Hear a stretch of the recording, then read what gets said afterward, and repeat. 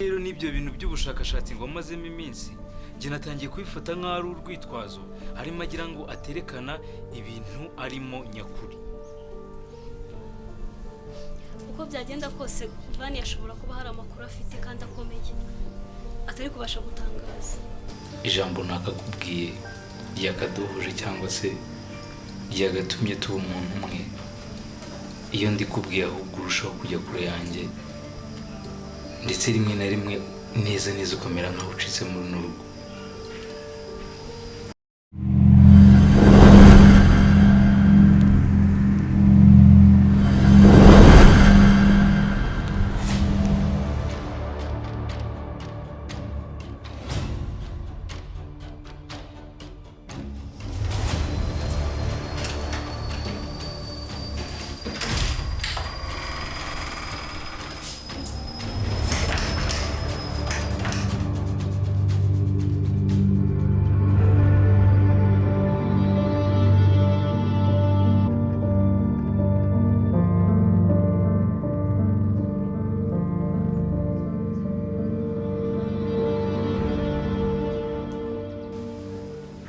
Mvumbuye ko Feza na Pasi bakundana gusa bakaba babikora mu ibanga rikomeye. Ndakeka aya makuru nayo dushobora kuyabyaza umusaruro.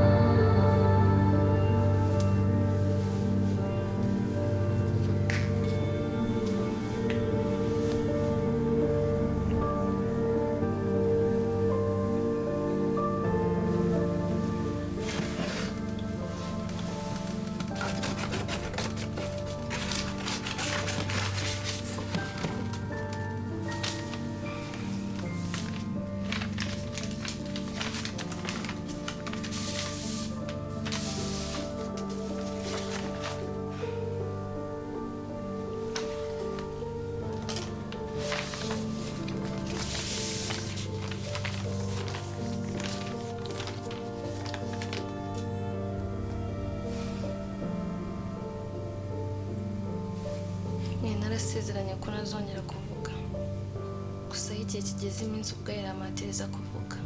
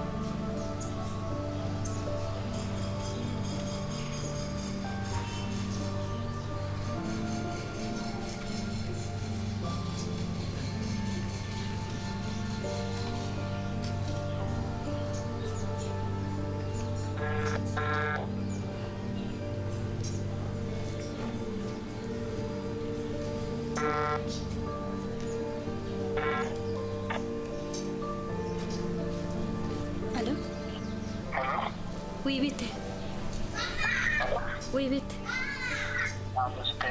Meze neza. Umva.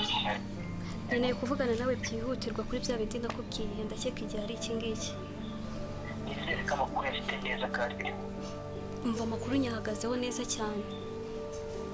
niba amakuru nizeye kandi niba amakuru nizeye ko ari ukuri turagenda dukora igikwiye gake gake. Ya nk'uko bivuze nibyo tugomba kubikora gake gake kuko Pasi amufitiye icyizere cyinshi cyane kandi na Feza nabonye ari uko nguko, kandi ikiyongereyeho nta nubwo bafite amakuru na makeya y'uko hari uwo batahuye. Okay, sawa. Sawa.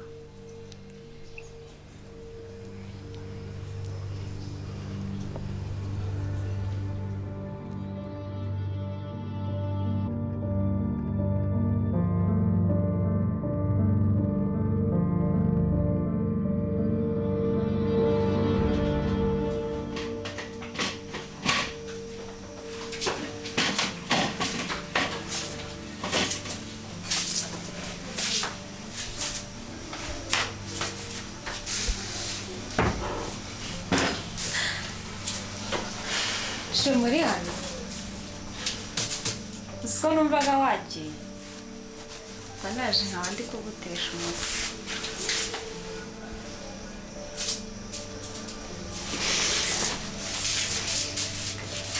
Muke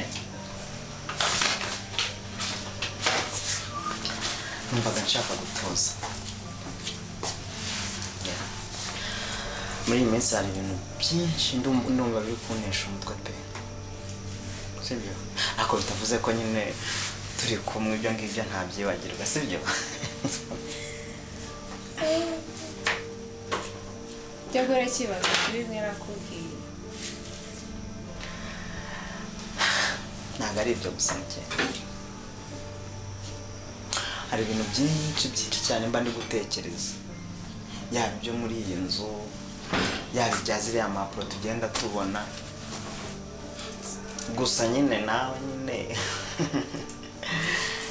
wowe kamona yewe ko ukurura wiyegereza.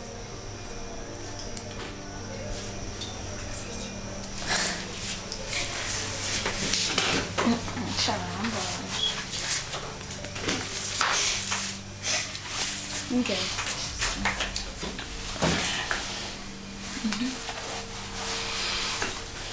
Bwana bwiza shamba uzi ko uzatuma niruka nkarenga iwacu. shamba kabye gusa shema let me be serious. Biriya byose nakubwiye nibyo, gusa nanone sinshaka ibyo twumva hanze cyangwa tubona hirya byakwangiza umubano wanjye nawe. Muke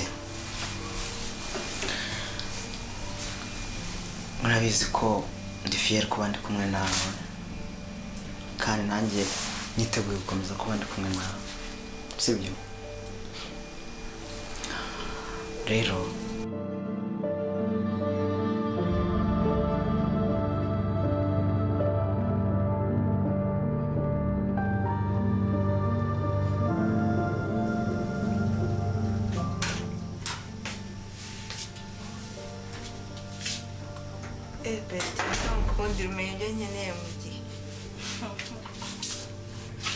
reka ndakwizeye navuyemo njyewe ndabizi neza ko nta kindi kintu ukunda nk'ikiryo.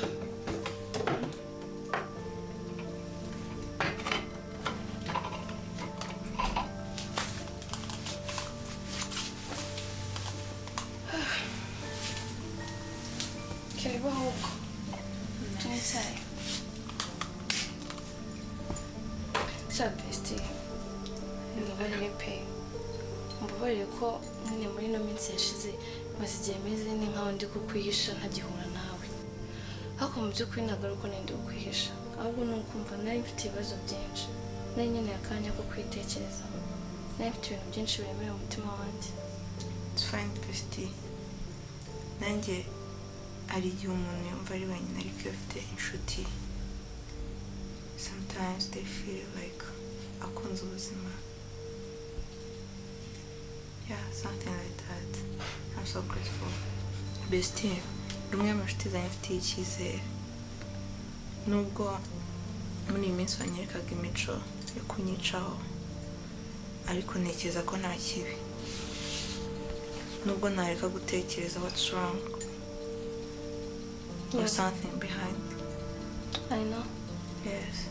Gusa Bestie kamubwiza ukuri, mu by'ukuri ntabwo nzi aho twahuriye bwa mbere, yewe sinzi n'uburyo twahuyemo.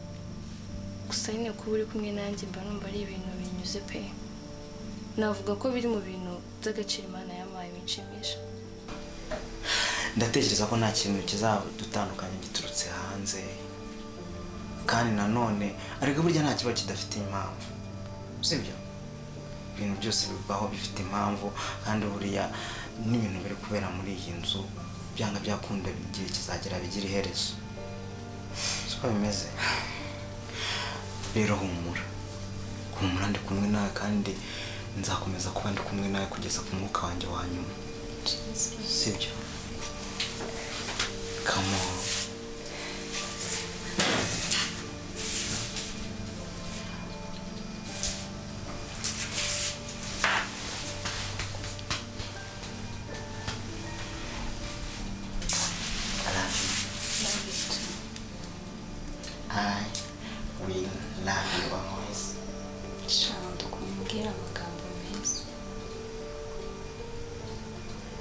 ndabikunda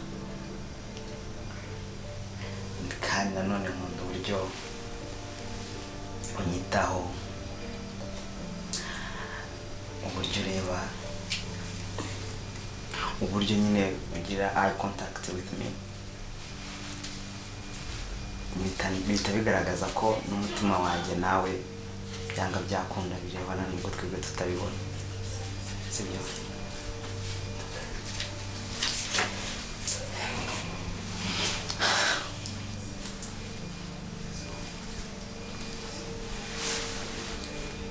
ibyo mbashije nzabikora keka ikidashoboka ariko ikintu cyose nshobora hagati yanjye nawe I have to do that. Thank you so much. Thank you my beautiful. Ndaho reka dufatanye dukore isuku y'iki gikoni. Nta kibazo ufite courage. Okay. Urahera he? Hano narindi n'ubundi. Kagere kambe mwana. Nari.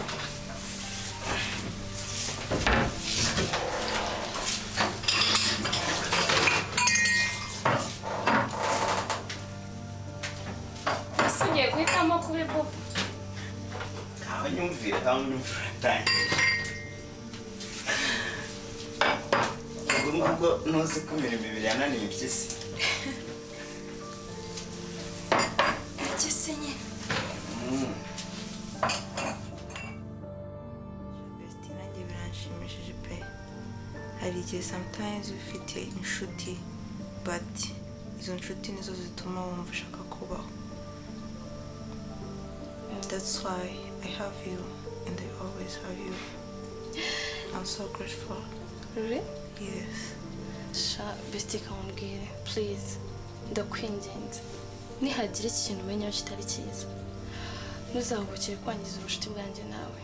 It's a blessing. Okay, I know ko mu hashize hanjye harimo n'ibibi ndabizi ko mu hashize hanjye handanze ntabwo ari byiza gusa harimo n'ibibi. It's a blessing. Come here. You always be mine.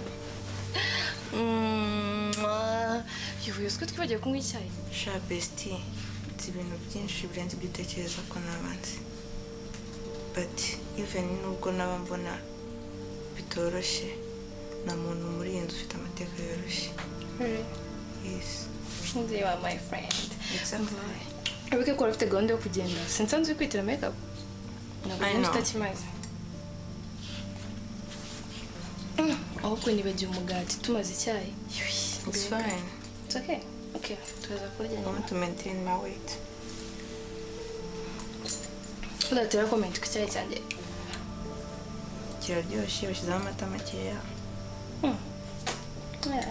Hanyuma arimo cyawe. Ntumbwiye ngo ngwerekeze. Yangiye kuryama.